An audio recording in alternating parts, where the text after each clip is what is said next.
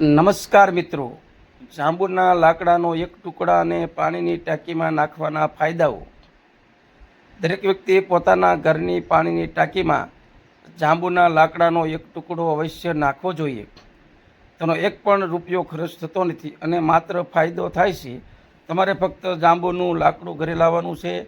પાણીની ટાંકીને સારી રીતે સાફ કરી જાંબુનું લાકડું પાણીની ટાંકીમાં નાખો.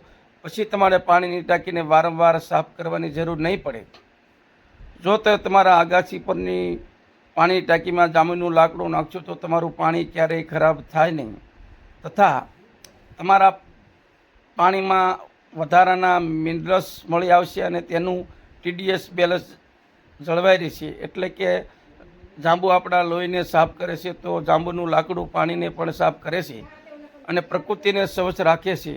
શું તમે જાણો છો કે જાંબુનું લાકડું ખૂબ જ નબળું હોવા છતાંય લોહીના હોડીના તળિયે કેમ નાખવામાં આવે છે?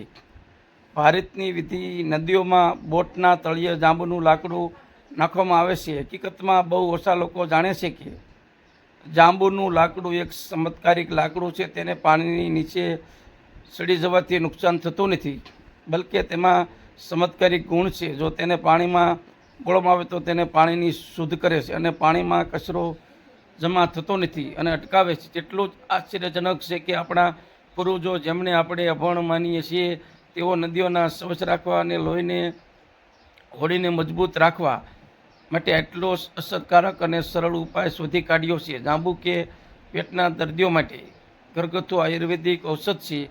જાંબુનું સેવન કરવાથી શરીરના લોહીનું શુદ્ધિકરણ થાય છે.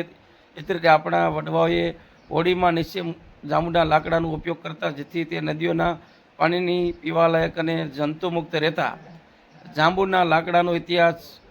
વાવની તળીમાં 700 વર્ષ પછી પાણી જાંબુનું લાકડું બગડ્યું નથી. તાજેતરમાં જાંબુના લાકડાના ચમત્કારિક પરિણામના પુરાવા મળી આવ્યા છે. દેશની રાજધાની દિલ્હીના નિઝામુદ્દીન અગાઉ હિન્દુ મંદિર તરીકે ઉપયોગમાં લેવાતું ના પગથિયાની સફાઈ કરવામાં આવી રીતે તેની તળેટીમાં જાંબુના લાકડાનું માળખું મળી આવ્યું હતું.